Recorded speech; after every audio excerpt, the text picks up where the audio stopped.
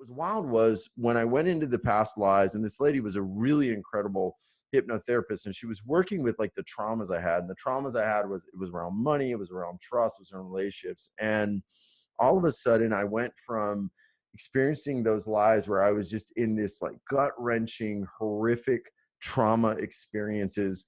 One of them like freezing outside, you know, in the streets of Virginia as a like diminutive person. I was literally like a dwarf. And I remember like looking at myself, it was so real.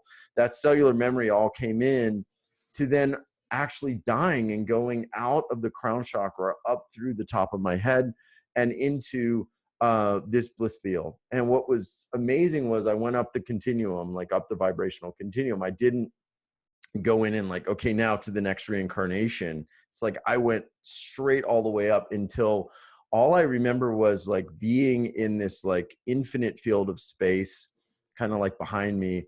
And I was everywhere, but I was nowhere. Like I was everything, but I was nothing. I had this amazing like bliss and joy and love. It felt literally like I was just a kid on Christmas morning times a million. So then there was another life which went back to like ancient Babylon. And I went through the process of dying in my own bedchamber. I was this emaciated, like skinny guy, had a lot of money. And I remember looking down my legs and they were like my fingers, like bone thin. The sheets were just clinging to it. It was this deep, overwhelming sorrow, this like gut wrenching, heart like crushing trauma and sorrow and sadness about dying alone and a life wasted. And then boom, out of the crown, right back into that bliss field, like twice, you know, and Really? I'm like, wow, man. And so I just could not look at the world the same way. It was like, after that, I was like, I could not look at the world. Yeah. So I came back from that, and then my whole life fell apart, or my whole life fell into place, because everything that I was trying to hold together like fell apart. And this is the thing that happens to a lot of people that have an awakening experience. It's like you get a taste of what you really are and what like bliss really is. And then you come back and you're like, well, now I've got to get to work and I've got to like keep this law practice going. I've got to keep doing all these things. I got to be in this marriage that I don't, you know, all the things that they're not really you. They were created from what you thought you needed to be. Mm-hmm. And that was like, for me, at like 17, that was what I put in that mind matrix, like I said, and that was what I was creating. And then so everything fell apart. Like I had a very tragic motorcycle accident, like a couple months later. Almost died, went over the handlebars at like 60 miles an hour, broke this arm, you know, and I was just pretty much like totally jacked up and had some weird experiences around that. And then 2 months later, my wife filed for divorce, took half the company. And I remember I'll just sort of end like the sad story with, I remember like being 37 years old, going back to live with my parents for about a year. And then I was on the bed of my pickup truck, you know, picking up all my papers, and I was taking them to my parents' house. And all of a sudden I'm picking up this giant box with all my manuscripts and all the stuff I was going to work on and all my dreams and everything. And it starts raining. And my dad's sitting there watching me, you know, looking at me like shaking his head. The bottom of the box gets, you know, all like overloaded with the water and the rain and everything. Falls through. Papers go everywhere. My dad looks at me and he's just like, you know, what's happening to you? And it's like at that moment, I just threw my hands up and I was like, I'm free. It's like, I don't give a shit, you know? It's like, it's it. Like, I don't care. Now I can rebuild my life to whatever I want because I really don't give a shit. Like, so here I was, you know, I was practicing laws, trying to figure all this stuff out. But I had actually become a hypnotist at the time. Around like that experience with the past life stuff, I had become a metaphysical hypnotist. I had done psyche healing. I had studied NLP, became a practitioner in that, became a practitioner of metaphysical. And I was just trying to figure out like, what is the world about? Like, what is this reality about? And I started to actually plug into something really wild. There was a gentleman that taught me hypnosis named Gerald Kind, and he still teaches it through another guy, but he had something called ultra height. And his belief was that if you ascended the human consciousness high enough, we could do anything.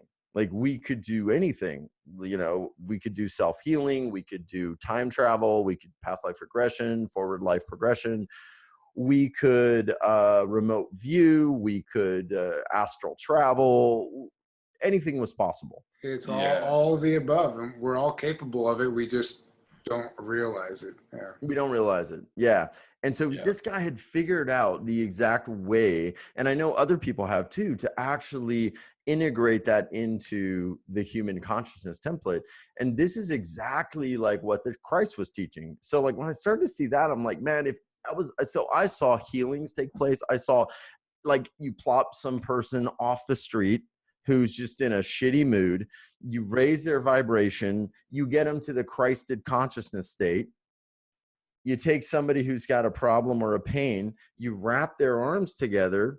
The one person's now in a high vibration state, emanating pure love. I mean, maybe 20 minutes ago, they were just in the funk, and now they're transmitting healing frequency to that other person. Like it's that possible to do just with anybody, you know? And I'm like, man, if we could do that with these people, like it's possible. So I started like really trying to understand, like, okay, so what's going on the planet? Like, why are we not all doing this? Like, why are we living in this like weird mutant matrix, you know, total false paradigm? And why are we not like actually realizing we're all Christ? And that's the thing, we'd be doing even bigger and bigger stuff, all of us, if we just would let go of that stuff. I mean, because we have like the vestiges of that holding us back. So yeah, man, it's like we've kind of been misled by the whole control system about Christ and what Christ really, of course, what Christ was saying, and that we all actually are Christ. Because when we look back on it, I've not heard a lot of people talk about this, but there were these Christos founder races that actually began to actually seed like what we are in our human DNA template. So you've got like a 12-strand DNA template that's slowly getting activated right now through the planetary consciousness shift. And then you've got this 11-strand DNA template that's kind of like the fallen angel, Anunnaki, master race, Draco grid type of energy. And there's this really interesting like time matrix struggle, battle that's happening between these two different beings and these two different outcomes. And so it's all about like suppressing that 12-strand Christos template.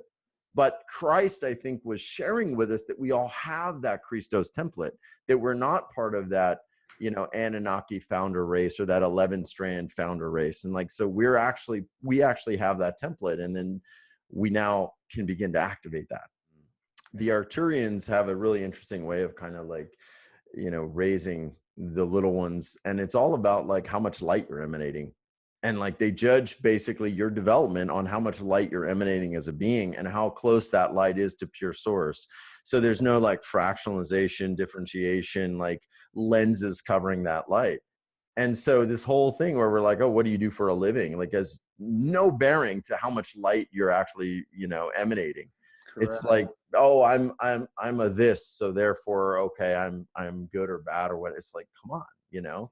So yeah, we are all here at some level to actually raise the light on the grid. And we were talking about this privately. We're like, we you know, we met at Assert. It was amazing high vibration place. Hats off to James for, you know, being the curator and owner of that place.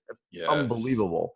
But like, and he'll say probably the same thing. If we go to a place like that and we're like, man, I felt so good, I was like totally in the sync, it was awesome, I was in the zone, I was in the vibe, and then you come back and you're like, yeah, I got to go to my job, I don't like it, I'm in this city, you're complaining, like you're not doing much anymore. But once a year, you know, when you go over there or wherever you do, like then you're bringing in more light. But otherwise you're just complaining, you're feeding the mutant matrix, you're feeding the suffering grid.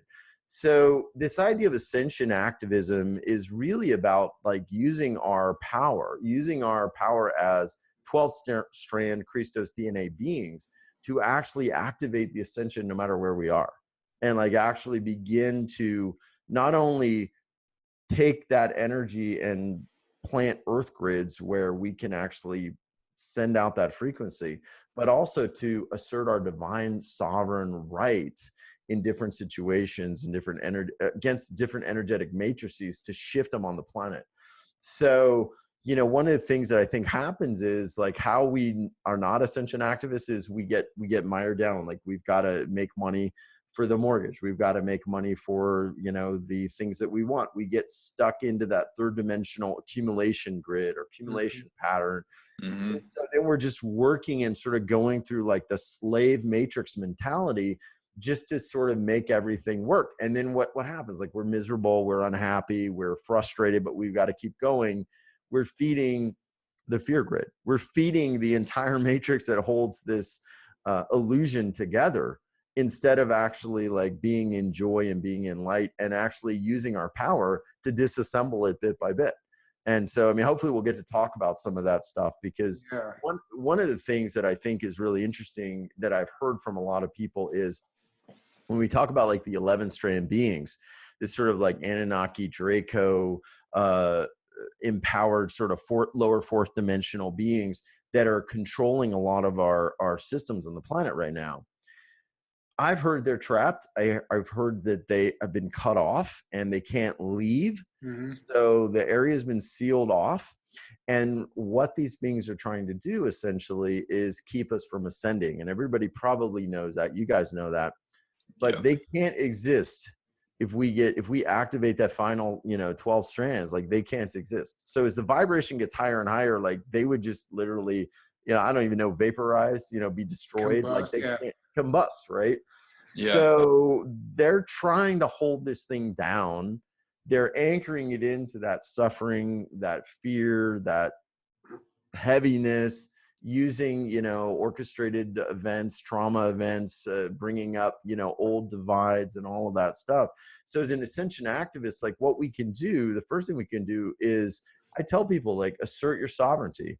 It's really annoying when people, like, if there's something that happens in the world and people are like, oh yeah, you know, that's a conspiracy theory, that didn't really, that's not true. Hmm. The second you do that and you don't even think or you don't even contemplate, you basically shrug it off, and then you give consent to whatever it is that these beings are trying to do on the planet. Yeah. And you don't assert your divine sovereignty. Like if you go back, I don't know if you heard that interesting interview with David Wilcock and Collective Evolution. He talked about somehow they would, really good. Going back to Elizabeth I, and how John Dee was the like the court astrologer. He was like the head Freemason guy, a very wise guy. And he figured out that if we can telegraph what we're going to do and nobody does anything about it, nobody tries to stop it, then we don't invoke karmic law. Yeah. We don't invoke the weight of karma. The Georgia Guidestones, population down to 500,000. Albert Pike, his letter to Manzini talking about 3 world wars, that was in the British Museum Library in London on public display. Public display in 1977. That's the whole thing, is like we actually, it's like trying to get out of a contract and you have an escape clause, right? So there's cosmic law, there's universal divine law that applies to every being in the universe, to every organism, every being, every light being, every dark being. Everything has to abide by universal karmic cosmic law. So the second that we actually see something and we say, it's not real, we consent, right? So then the full weight of karma doesn't actually come into effect against that being. And so what we're kind of starting to see as more and more stuff was coming out, I mean, like, I think the last week was really interesting. I think kind of, you know, interesting for a lot of people, but as a lot of that stuff was coming out with Epstein and some other stuff, a lot of people were like, man, this is really bad. I don't like it. And you could feel the mass consciousness. I don't know if you guys felt mass consciousness was like starting to build to a point where they were starting to say, like, whatever this is, I don't like it. I don't like it. I don't like it. And people were starting to collectively form almost like a morphogenetic field of like, I don't consent to this, whatever it is. Yeah. And it started to crumble a lot of that matrix of dark control. Like it was starting to really accelerate. And then of course, false flag. Yeah. And so it's like, they know that. But, you know, one of the things that I think is really important about is we have to actually reinvoke our divine sovereignty. And so I had a weird situation, like where, I mean, the chemtrail story, they were spraying over my house like a ton. I mean, in our neighborhood, and we've got kids here, we've got like families and stuff. And I would see these things. There's a video on YouTube, and you guys should check it out. And I'm driving to the Walgreens to go do something. And all of a sudden, it's Monday morning. The sky was like perfectly clear. It was like one of those April days, like in Texas. The sky was clear. It was really like low humidity. And then all of a sudden, like I start seeing all these lines start showing up like everywhere, and the cross lines. It was so unnatural. And I just pulled out of the car. I did a Facebook Live, and I was like, that's it. I'm pissed. I'm invoking universal law. And I am now asserting my natural divine sovereign right as a being. I'm asserting this now as a violation of natural karmic law. And I hereby revoke any express, implied, or any weather modification expressed or implied, and anything that affects our weather or meteorological cycle. And I invoke the full weight of karma on any beings that have been taking part in this through all space-time dimensions, and effective immediately. And okay, so the next day, I didn't see anything, didn't see any chemtrails, didn't see nothing. And from that day forward, now we're in like August, I haven't seen anything. Really? So, you know, I don't, man, I mean, like it could all just be coincidence. I don't think it's a coincidence. No. Yeah, We don't understand. That's the thing. We're not taught the power of our mind. We don't understand what we're capable of. I've heard from other sources that you can simply like just imagine a shield, a barrier, a dome essentially over your town, over your home whenever you see the chemtrails. And as it hits that dome, you can imagine it transmuting into love or light or whatever you want it to, positive energy. And it actually has an effect on it. So what you did, I honestly believe had some weight in the game, you know? Yeah. I mean, because here's the thing, like if I look at it and I'm like, yeah, I really don't like that, but you know, whatever. Or someone tells me, oh, Darius, those are contrails. That's condensation. You know, that's not what that is. Then I'm like, well, maybe I'm just imagining. I've now given consent in some way. Like maybe it's not expressed. It's sort of like an implied consent. And so the second you use those statements, I believe you start to invoke full karmic weight. You also begin to allow spiritual allies, those beings that are helping us in the ascension path, to now actually impose that full karmic weight on those individuals. Now, there's going to be a lot of people that are going to say, oh, but wait a minute, there's no karma. You know, at some level, we're all one. And I get that. If you go all the way up the vibrational continuum, it's all source. There's no karma. But fourth dimensional beings, lower fifth dimension, they're going to feel karma, and they're going to utterly not be able to continue. So what I'd like to do for people, like with that story in mind, I mean, can I read sort of like some of those statements? Maybe I'll send it to y'all. You can put it under the video. And if people want to just print it out for anything that's going on, like if they feel like they're under spiritual attack, you can assert divine right sovereignty. You know, if you feel like something's going on where they're spraying over your house or whatever, you're being manipulated, you can do it. So I'll read this one. I did this one, which I think is even more powerful. I spent some time and wrote it out. So I'm going to read it, and then we'll have it under the video. Yes. Quote unquote. I hereby absolutely revoke all consent, known or unknown, expressed or implied, in this dimension and in all other dimensions for any such acts that are in contravention and violation of my divine right, sovereignty, and universal law through all space, timelines, and dimensional realities. I hereby invoke the full weight of karma across all space-time dimensions for all beings involved in such acts, practices, and schemes, effective immediately, and so it is. There is no one that is sovereign over another being. That's it. Like we're all our own sovereign beings. We are our own sovereign, powerful beings of light.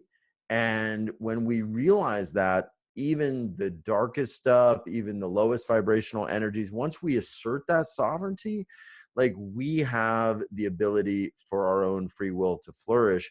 And yeah, I think these beings don't necessarily want to help, but if you ask some of these spiritual helpers to actually come in and help, man, you can like, so you guys had Edwin on, Edwin Spina was on a couple weeks great. ago. Yeah. So he was the guy that started sort of talking about this sort of like spiritual, I don't want to call it a battle because it's not a battle. I mean, when I was with him alone in the SETI, I asked him a lot of questions and, I was like probing him and stuff. And the thing is that the light always wins.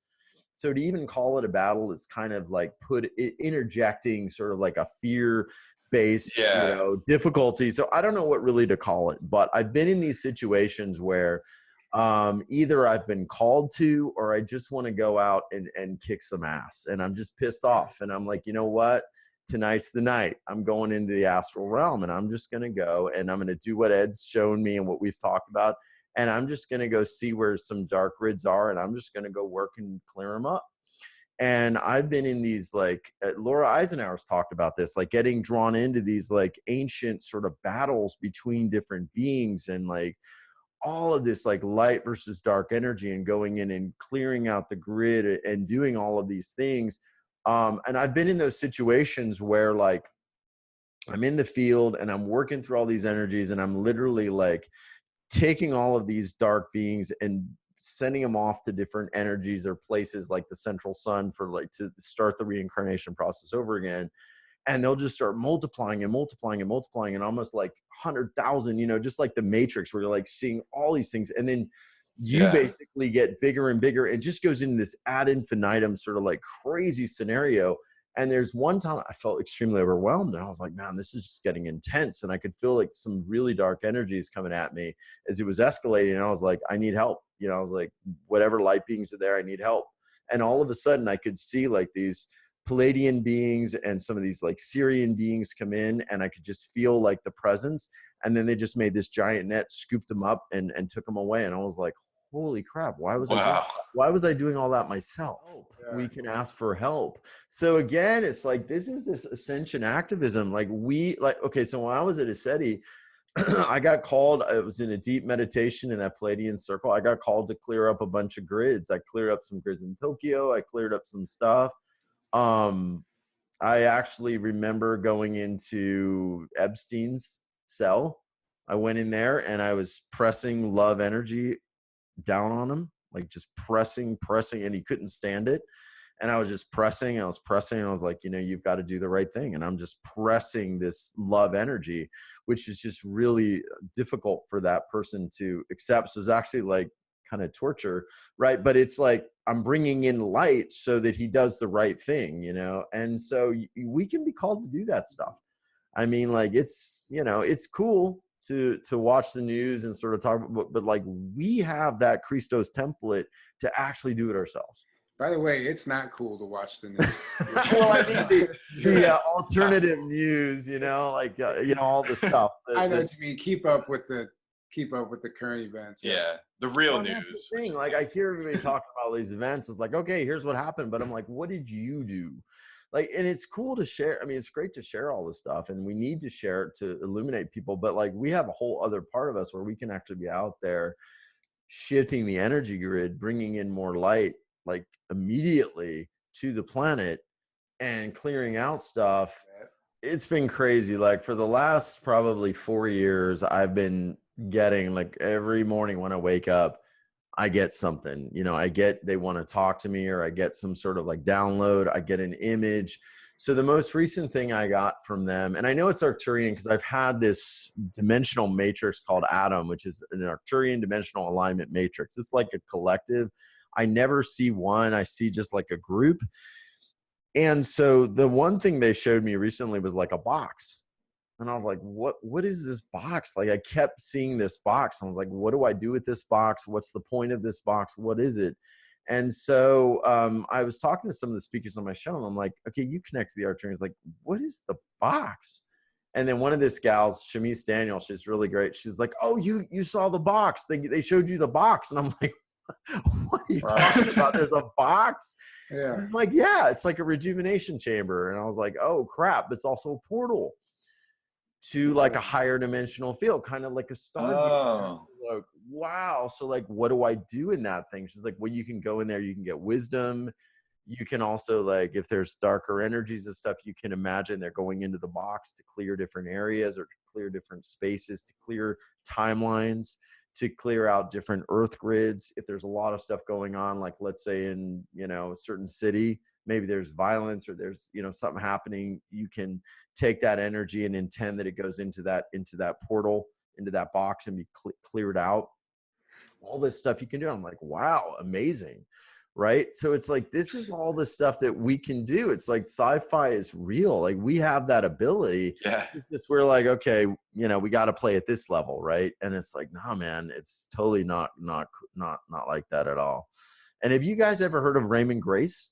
You know about his work? No, I'm not No. familiar with He's it. the coolest dude. Everybody watching this video, you gotta go check out Raymond Grace on YouTube. So I basically, through hypnosis, I learned a lot about, dowsing and stuff. And dowsing, Yeah. you can use like dowsing rods, you can use like a pendulum like I have here. But dowsing basically is your subconscious mind connecting in to superconscious, and superconscious being the gateway to infinite intelligence and higher dimensional realms. So what Raymond does, he basically started doing pendulum work to actually reduce suffering and actually shift demonic energies out of certain places. And he calls it the blueprint to freedom. And so what he'll do is he'll basically use the pendulum, he'll ask for help. And once he gets a yes, he'll just begin like to allow the pendulum to work, and he'll call on this higher dimensional beings. Basically, he calls them spirit helpers or spirit doctors to come in and clean a particular area and take out the demonic forces and take them to the dimension, the proper dimension, and lock them up so they can't do any more harm. And so he's basically been doing this for years and teaching people how to do it. And he'll say, like, if you have the intent, these beings want to help to clear up the grids. We're in this 240 million year orbit around the Milky Way galaxy, pretty much. And we're getting just bombarded by a lot of higher frequency energies hitting the earth. That's I true. mean, it's just huge. Yeah. And what's happening is that the truth, I guess, is becoming very hard to suppress, and it's becoming very obvious, like spiritual. We're getting a lot of discernment spiritually as beings as to like what's really going on. And so like the more that the systems sort of try to hide stuff, it gets harder and harder. And I also think at some level, the internet's played a huge part in that, because now, we're able to access information so quickly and share information so quickly that we can have that kind of discernment. So, I mean, so on the ground, I mean, that's pretty much what I think is happening. There is something a lot of people don't talk about, and I think it's pretty much like this ascension versus third dimensional Luciferian stuff, pretty much. Like, the goal, I think, is unfortunately to lock humanity down into the third dimension. And so a lot of that's done through sort of this like Luciferian doctrine, which is a little creepy, but the way to really understand it is more about the fact that like when there was this battle in heaven and these fallen angels, like came down to earth, Lucifer was the one that ruled over the earth and ruled over third dimensional reality, and was the gateway to get all of the third dimensional stuff that you want. You want your house, you want your cars. It's like when they say people made a deal with the devil. Mm-hmm. So we're in this like timeline temporal battle between this like Luciferian agenda, which is all about the earth, and it's all about, your body or how young you are, or, we have all of those sort of archetypes that we see, versus this ascension, which is about our true nature, our true understanding of what we are, true disclosure as to like what really is going on cosmically with these different, alien beings and all of that. And so you're seeing like these people that kind of want to lock us down into that reality, and they're anchoring it in through the fear and suffering grid and through the trauma grid. And that's where a lot of the events and the bad news and all of that stuff just basically sucks all of that energy out of humanity and then brings it into fear. And then that loose energy is just pumped out to those lower fourth dimensional beings. And not only that, like we get locked down into that root chakra where we're in more fear, more chaos, more worry. And then basically like we're not really activating our power. Like if we're worried about getting getting hurt or getting harmed when we go somewhere, are we going to be like, okay, I'm going to go, clear the grid, or I'm going to stay in love and I'm going to go ascend and connect to my spirit guides? No, hell no. We're just worried. We'd be worried about base survival and how we just make it through our day and we don't get harmed, or we don't get foreclosed on and all that stuff. Yeah. I've heard there have been something like 57 documented false flags throughout history that have been documented, and later the individuals or organizations come forward and have said, hey, these were false flags that we did because we were trying to push an agenda or create some sort of movement towards an endpoint that we wanted. So it's been done. Yeah. Anybody who doesn't believe that, it's like, you're just ignoring history. I mean, you're ignoring, if I was a lawyer and I'm trying a case and I'm prosecuting people that were involved in some sort of financial racketeering, and I want to imagine there was no conspiracy, that they were trying to do something to benefit, an outcome they wanted, I mean, I'd be foolish, right? Same thing, just think critically. So it's been done. We just have to really be critical, and we can only focus on this tiny sliver of reality. And it's like a dog whistle, it's the same thing with higher dimensionality. It's like, if I blew a dog whistle, my dog could hear it, I couldn't hear it. This tiny visible spectrum of light, tiny spectrum of sound. And it's like, once we start opening up dimensionally and consciously, then we can see everything and understand everything. And I think, to your questions, what's going on the ground, is humanity starting to open up more and more. And it was one of my favorite quotes. Oliver Wendell Holmes Sr. said, man's mind, or woman's mind, stretched to a new idea never regains its original form. And it's like, once people start to say, man, is this accurate? Is this the whole story? If somebody was wrong on this, or if this was overlooked, or somebody was biased in this way, then there has to be more. And that's been the whole evolution of humanity. When they said the world was flat, and someone's like, no, it's not, it's round. And then a few people are like, yeah, maybe it is. It's like, we've got to keep that going. And this is really like a giant, cosmic movement right now that it's I mean, I would say, I think it's really important that we keep it going, because it's it's a pretty big deal.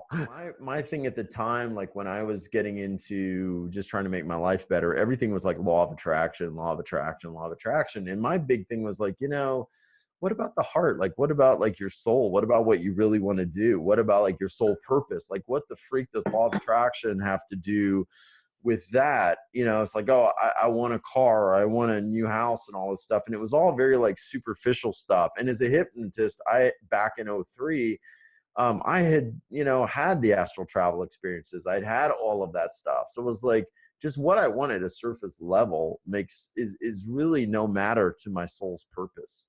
It may be great, but if it's not in alignment with my soul's purpose, my soul's going to trump that, literally every time. Right. So that movie, The Secret, was out and all that kind of stuff. And I was like, nobody's really talking about really these deeper issues. So I wanted to, interview different people and sort of create a broadcasting platform that would do that.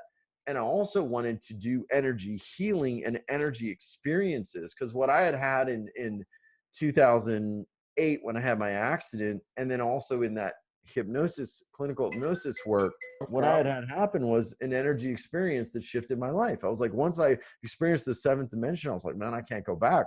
And I can't just believe everything that I thought my life was. So I was like, instead of talking about this stuff, instead of oh, you should do this, let's have energy experiences. So that was what U-Wealth Revolution was about, was creating these energetic experiences. Wow. And what's kind of funny though, was when we started, it was more of that sort of general type of feel good, love and light sort of energy stuff, sort of your mainstream self-growth. And then we started getting into a lot more deeper stuff, contact, aliens, benevolent ETs, healing processes that are coming from these ETs, like the Arcturian stuff, Palladian energy healing processes coming in, light language, where people are speaking sort of star language that is in and of itself healing. So we've had Judy Satori on. I have I can't even count anymore the amount of experiences I have where I get downloads of light language, like symbols and Yeah, yeah. dream states. Just 2 nights ago, I had this very vivid dream where something within me was activated, and I could see the light language within everything. Like everything had symbols in it. And at first, it was like I was just learning how to see, and I had to get close and focus. But then it became really clear, and like everything, all the physical items consist of this light language. And that was the dream. But I have tons of experiences with it. I don't know what it means. I'm still trying to figure that out. But Yeah, you were seeing the fabric behind everything. You're seeing to me, that's my interpretation. You have your own, everybody else have their own, but yeah, like you were seeing the matrix and the fabric behind all reality. yeah, So like you're seeing like it's all, have you ever heard of somatics when they take Yeah. in the videos, right? They take a plate and then they start vibrating it and it sort of forms all these patterns. I mean, that's everything is held together by sound and vibration, but it's all connected. I mean, like all like, so at one level, like you're getting activated based on your awareness. The whole information movement to like share truth and sort of like make sure that we don't get stuck in the mainstream narrative for every single thing. And it's like, that's another layer where like just that one seed of information activates a person to go, man, yeah, that is weird. Like why is that like this? Or why, how did that plane do that to the Pentagon? Like where was the plane? Just like one little seed of thought. Like, so it's all like, once that starts opening and unraveling, that's where like we start realizing what we are. And that is, I think, what, when we look at the two sides, like that's what's being sort of combated against, is that humanity's awakening, that activation of that 12-strand DNA.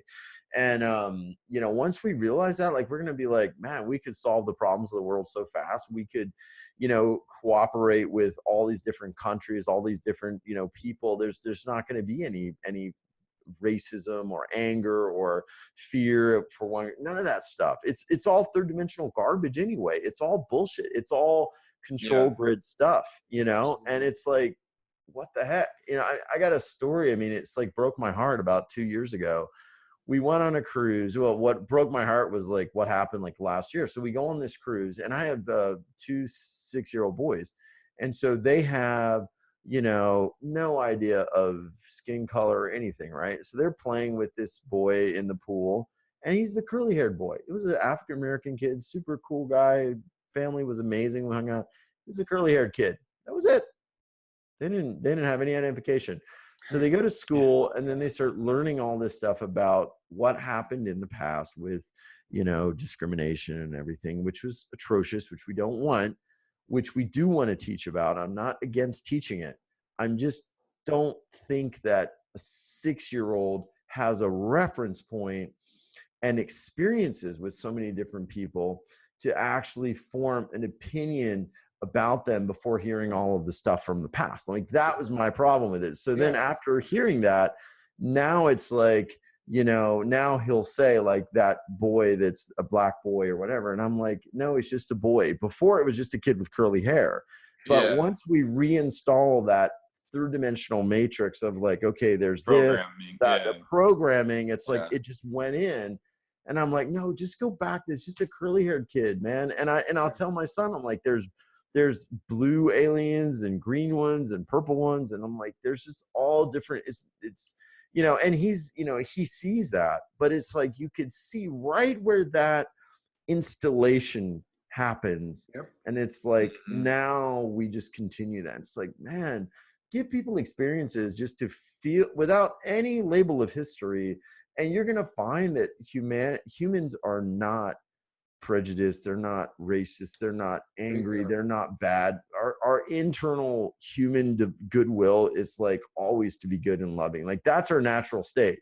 Now you start doing stuff where you're spraying chemicals, you're putting stuff in food, you're triggering, you're creating like mind control stuff, you're putting stuff on. I mean, you're going to bring out things in humanity that's not natural. And the thing I want to say about this is, it's the mutant matrix. Like, that is not our natural divine earth. There's Terra Earth, Gaia Earth. that is the natural resonance of our natural state of love and harmony. What we've been living in is essentially a mutant matrix where we've got these abnormal frequencies and abnormal ways of being that just are not fitting anymore. And we're starting to realize that. We're starting to say, hey man, this isn't working anymore. And that's why it's crumbling, because it's not natural to Earth anyway. It's like held in place with this low vibration frequency, and they've got to keep holding it in place, and they've got to keep controlling the information, because once it starts cracking, which it already has, it's going to just accelerate like a little crack in the dam. And at the other end of it, yeah, I mean, we're all one, we're all connected, we're all these beings. We've been infinite lives, we've been infinite this, we've been, yeah, I mean, I've heard the Arcturians, what they'll do is they'll like take the kids and they'll figure out like what's their soul gifts, like what are they most like connected to, what do they most resonate with, what like lights up that being.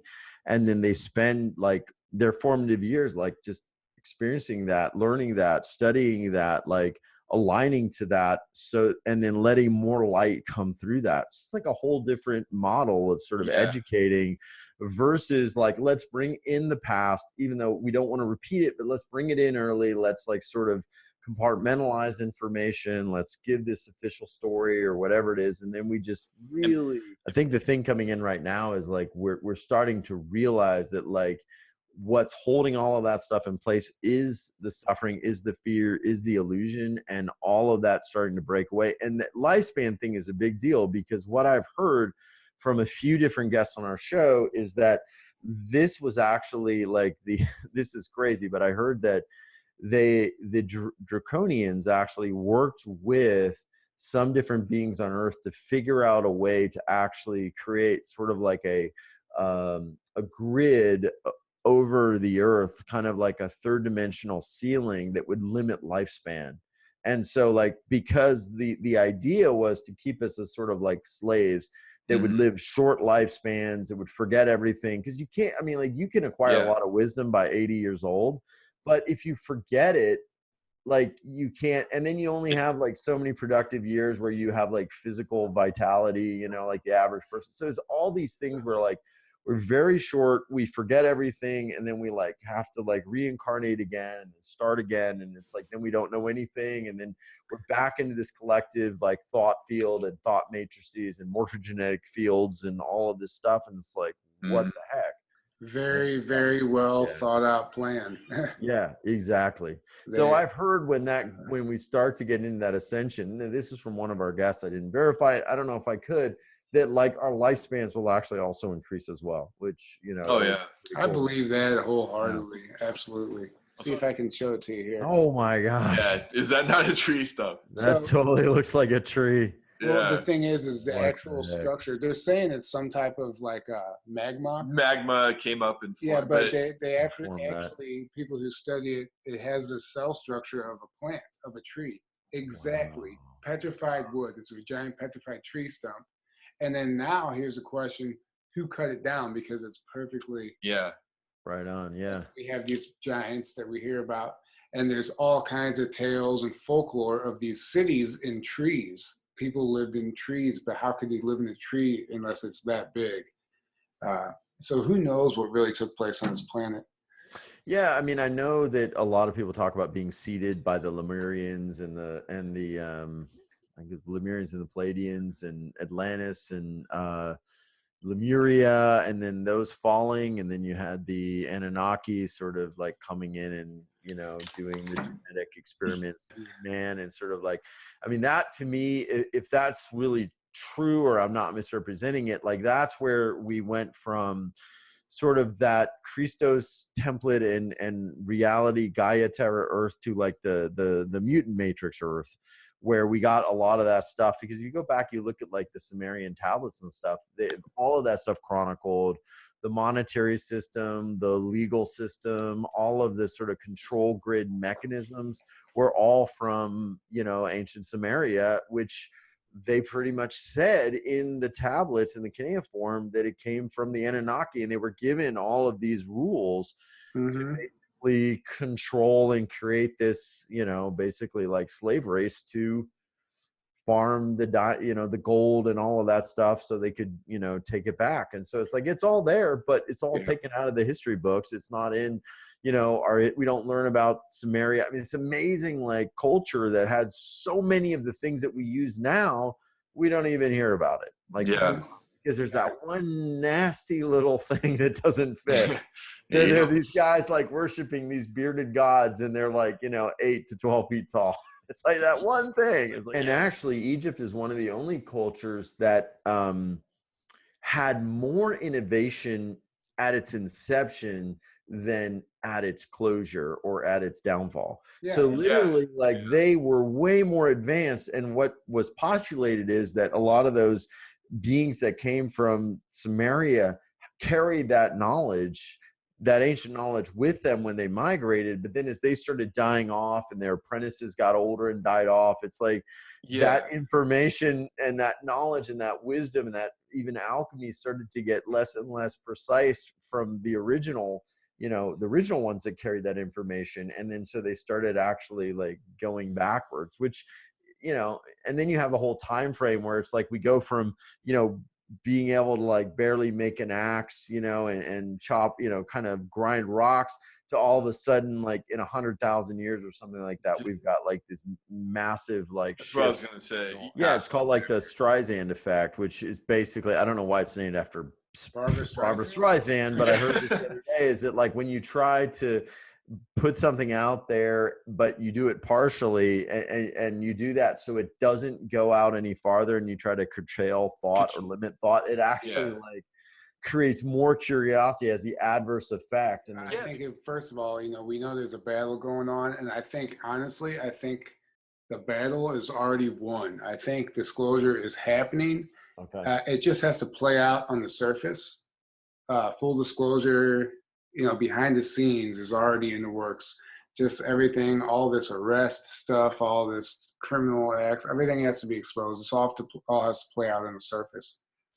I think within 3 years, we're going to know, within the next 3 years, we're going to know about other races of ETs. We're going to know about UFOs.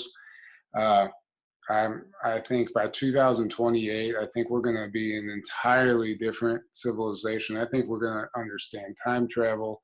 Agreed. We're going to have access to time travel. I think some technologies will be released. I just think I'm giving it till 2028. I don't know why that date always comes to mind. By then, I feel like we're just not going to be the same planet. Yeah. We're going to be in a massive transition. What I've heard is that these other races got the 911 call from Earth. Seriously, there was like, they described this gigantic white flash that just took over the entire solar system.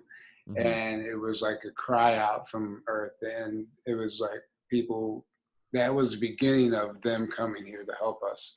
So there was some type of a cosmic event that occurred that we were unaware of that initiated all these beings coming to help. Now, we all know they've been helping individuals. Right. Obviously, that's why we're all three talking about this tonight. That might seem like total nonsense to somebody else, but so they're here to help. I don't know where we were going with all this, but what's going to happen is it going to be a full disclosure or partial disclosure? And I think, you guys are right. And they're going to probably in some way, if we ended up like going down the path where we got like a partial disclosure and we're like, oh, we're going to worship these, whatever they're going to be, these slightly advanced gray aliens or whatever, the other beings would probably make themselves known and go, no, these guys are very primitive. They have metallic craft. Now you're going to see this is really what's going on. We were talking about the energies. That's it now anyway. And that's the energies alone are uncovering the truth. And that's what I was going to say. You probably read my mind. I was like, we're coming in as well. And we're getting bombarded by all these cosmic streams that are elevating our consciousness. And so it's like, maybe, we're not the same beings that we were 20 years ago. So it's like that tactic isn't going to work. So we're going to be like aware. And it's kind of like, you know, just like you said, Aaron, like once they start talking about it and opening it up, it's like now, like we're going to piggyback on that new awareness. So like we'll go, okay, if this is real, then now our awareness is going to be at that level, and then we're going to start questioning from that level higher. Yeah, so it's exactly. like, you know how they say, like there was a story of Cortez when he went to South America, and the natives there, they couldn't see the ships, and like Cortez was like, our ships are right here, you know, see these giant wooden tall sailing ships. They couldn't see them because there was no frame of reference in their consciousness to see those ships. They were like, we don't see them. It was like right there in front of them. It's the same thing. Like once people open their awareness to see that, they're going to see a bunch of other stuff too. I mean, they're going to be open up to multidimensional awareness. So unless there's some way to limit that, which, you know, we don't want, it's going to be very difficult. And I mean, that's just kind of what happens. I mean, like for me, like when I got back from Assert, I've seen like 4 things in the sky. Really? I'll call them UFOs because they're unidentified flying thingamajigs, and and I see it. You know, it's like, so like it's almost like I was using the example, like when somebody, you know, doesn't know anything about wine, and you give them like a $10 glass of wine or a $1,000 glass of wine, you're like, hi, try these. You don't know the difference between the glasses of wine. You're pretty much going to be like, they're about the same. But you have a wine connoisseur tell you about the bouquet and how this one has this and that and all the different elements that they go through, and you start to discern your palate, like you can now identify. And I mean, like for me, and I think for a lot of people that start getting more of this awareness, like Assert was like, okay, I'm seeing stuff moving in the sky. My eyes are able to focus on whatever dimension those things are at because the veil is very thin. Yeah. So it's like I had those training wheels. Come back here, man. I'm sitting yesterday with my wife by the pool. Kids are playing, and she's talking, and I'm just kind of looking up. And all of a sudden, I see this thing. It looked like a big floating triangle that just was like kind of moving in on itself like this, like in slow motion and sort of whirling around. And it came from the canyon, maybe like, you know, 10,000, maybe like 1,000 feet away, and then just went right over our house. And I was like, what the hell is that? And I was like, honey, do you see that? She's like, no. And then I saw another thing just going across the sky. It didn't have wings. It looked kind of like a plasma orb. It was like very high up, but it was going really fast, like way faster than any plane. And I was like, honey, do you see that? What the heck is that? And she's like, I don't see it. And I'm like, she couldn't see it. That's funny. So imagine if we start attuning our consciousness to that, like there'll be no way that people would not see all those other, I mean, we would be like, okay, we're starting to see through the dimensions, through the realities. And it's like, okay, now we know. There's so many aspects to it. That's the fascinating thing, because there's that, and then there's also, I've heard that they're going to literally start decloaking their ships. Because literally there's already ships in our skies now. They're just cloaked everywhere. So they're going to start decloaking, and then we're going to be like, hey, what are these things flying around the sky? How awesome would that been if we looked into this one? And there was one. Yeah, exactly. See, that's what I was wondering. Like, if I would have gotten pictures with those, like, would they come through? And I think they would have. So I'm not gonna go anywhere without my phone, because I start seeing stuff all the time. And the night I got back from Assert, the next night or the same night, whatever, I walked outside to let my dogs out, looked up. Yeah. And I saw this, what we had been seeing there the whole time, those ships going across, it powers up, and I was just like, wow. I mean, as soon as I walked out and looked up, it was just right there, totally apparent. And I watched it go across and do its thing, just like we were watching all week. And but after that, I haven't noticed anymore. But I was like, wow, it's like I must have still been in that frequency when I got back. Yep. I bet you still are. I bet if you sit out there, you know, you're going to see, you know, we didn't see stuff continuously. Like there was some lag spots. Yeah. And it's like, yeah, man. I mean, I think it opens up for a lot of people. That's awesome. That's because I was asking Peter Maxwell Slattery. I was like, okay, you get all these pictures. Are they following you around, or are you just open now to seeing that stuff? And I can't even remember his answer. I'm sorry that I didn't. I know his answer. I know his answer because I just watched his interview on Edge of Wonder. Okay. He said that he doesn't even have to go outside and skywatch. He said there's like a psychic telepathic connection. Oh. He said that he just knows to go outside and he looks up and it's there. It's like they're making him aware to come out and film. And that's what happens. He goes, I don't even need to look in the sky. I just know when to go out and I know when they're going to be there. It's like they tap into his thought process. Yeah.